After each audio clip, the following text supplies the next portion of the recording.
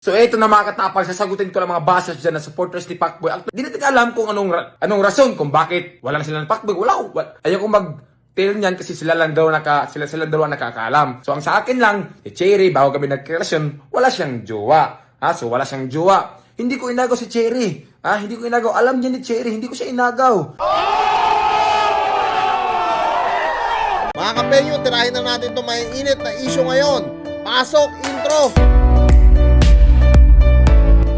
Heyo, what's up sa inyo mga kapenyo? At today, meron na naman tayo napaka-init na reaction video. Boy Tapang, nagsalita na nga about nga dito sa kumakalat na issue ngayon na nang agaw nga raw siya ng girlfriend o ng babae dito kay Pacboy, na kung saan pinabulaanan po yan ni Boy Tapang, no? At sinabi nga niya sa kanyang mga basher at sa mga solid fans nga ni Pacboy na hindi po niya inagaw kahit kailan si Cherry White. At dito mga kapenyo, mas mainam kung si Boy Tapang mismo ang magpapaliwanag sa atin. At tara mga kapenyo, wag na natin patagalin at sabay-sabay natin panoorin kung paano nga in-explain ni Boy Tapang dito ang lahat na nangyari sa kanila ni Cherry White. Pakinggan nyo to. So bago kami nagkarelasyon ni Cherry White, bago kami nagka-jowa, nasa Manila pa si Cherry White, nag-uusap na kami, nag-video call. Ang gagawin lang sana namin is collaboration. So, make the story short, tinanong ko si Cherry White kung may jowa ba siya. Anong sagot ni Cherry White? Wala akong jowa, matagal na akong walang jowa. Ayun naman pala mga kapenyo, no? Dito talagang tinanong din pala na ito ni Boy Tapang muna, etong si Cherry White, kung meron ba siyang boyfriend ngayon, na kung saan sinabi nga talaga ni Cherry White dito kay Boy Tapang na wala nga siyang boyfriend. So doon na nag-umpisa pumasok etong si Boy Tapang, kaya nagkaroon ng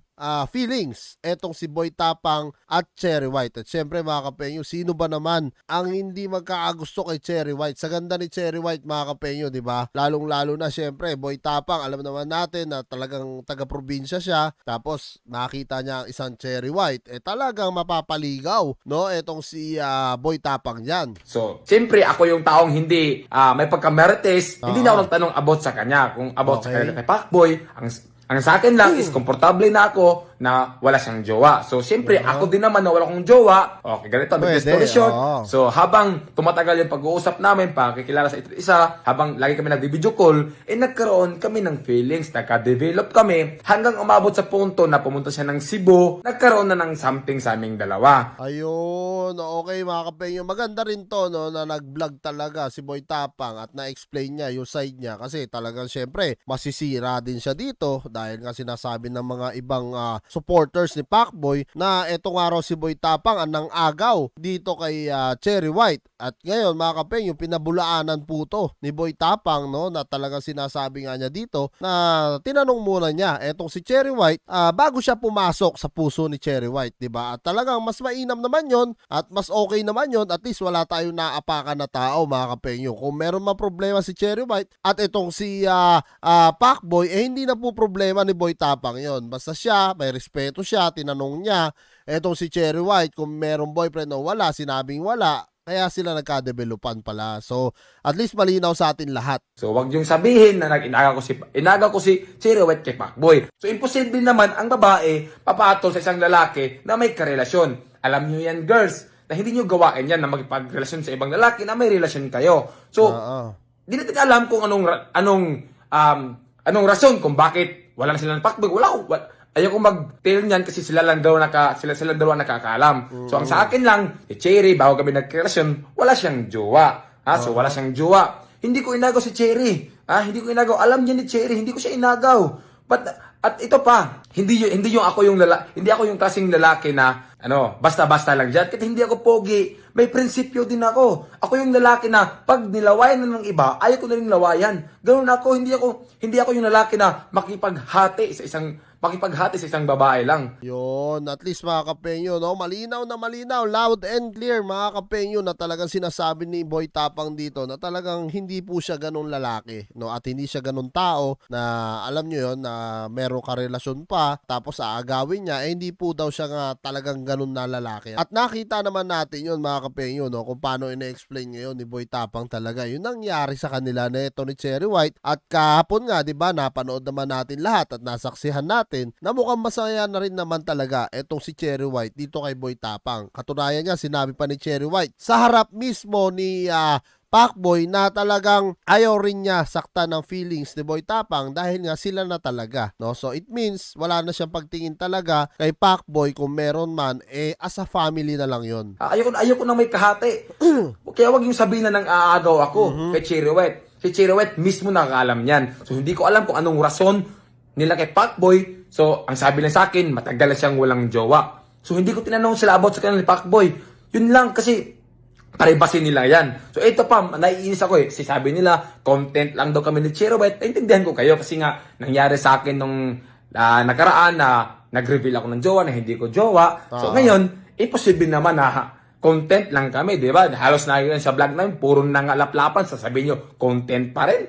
May ganun ba? Di ba? Totoo naman mga kapenyo, kita naman natin lahat, no? Lalong-lalo na ng birthday ni Boy Tapang, kung paano nga naghahapusan, naglalaplapan itong dalawa, malayong content na yun pagka ganun mga kapenyo, no? Kasi kung may boyfriend talaga, eto si Cherry White, tapos makikipaglaplapan siya kay Boy Tapang ng ganun, kahit sino po sigurong boyfriend, no? Manggagalaiti sa galit. Dahil kung content lang yon tapos lalaplapin yung girlfriend mo, sino po matutuwa nun sa palagay nyo, di ba? Diba? So, paano nyo nasabi na content lang kami ni Cherry? Nagkataon lang nung birthday ko na marami akong inimbita ng mga vlogger. At yung mga vlogger naman, binidyohan kami habang sumasayaw. Siyempre, di namin natiis yung sarili namin. Naghalikan kami. Binidyohan nila. Paano nasabi yung content? Hindi nga namin vlog yun, di ba? So, content yun ng mga ibang vlogger. So, sila yung nag-content sa amin. Ang sa amin lang is ginawa lang namin yung relasyon namin na ano yung nararamdaman namin. Di ba? So, kaya nasabi yung content lang. So, hindi kami ang nag-content, mga vlogger, kasi maraming vlogger doon nakatutok. So, actually, sinabi ko kay Cherry na wag muna kaming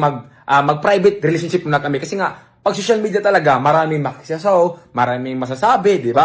So, wala hindi namin natiis yung sarili namin na gawin yun sa birthday ko. So, maraming mga vlogger nag-video, kaya ganun yung nangyari. Yon mga kapenyo, no? At least malinaw na rin sa akin at malinaw na rin sa atin lahat, diba? At least talagang maganda rin na nag-explain talaga si Boy Tapang dito, kasi talagang masisira at madadamay ang pangalan niya. Lalong-lalo na sa social media sila naghahalikan, naghahag, at kung ano pa yung kanilang ginagawa na kung saan alam naman ng lahat na si Pacboy talaga yung unang karelasyon o kasakasama nito ni Cherry White. Kaya biglang magtataka talaga yung tao, lalong-lalo na nung December pala sila nagkatagpo nito ni Cherry White ayon kay Makagago. So talaga magugulat, no? Kasi kung isipin nyo nga naman, kung kanyari 5 araw lang, 1 linggo, nagpalit ka agad ng boyfriend. So diba it means wala kang feelings doon sa isa. Diba? Kumbaga niloko mo lang talaga, sabay lipat ka sa kabila, no? So at least dito nagiging malinaw na rin sa atin, no, na talagang walang kasalanan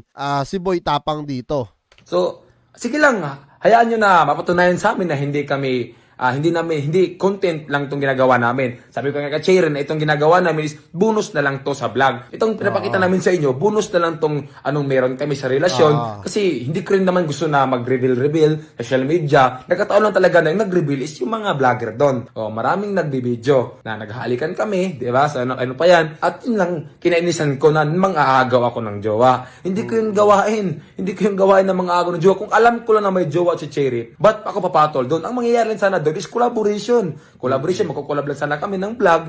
Siyempre, wala siyang jowa, wala din akong jowa, nagkamahalan kami, di ba? Nagkagusto kami sa isa't isa. So, hindi ko kasalanan yon. Kung si Cherry ay may karelasyon siya, o tinago niya sa akin, may jowa pala siya, hindi ko kasalanan. Yung kasalanan ni Cherry yon, na nakipagrelasyon siya sa akin na may karelasyon pala siya.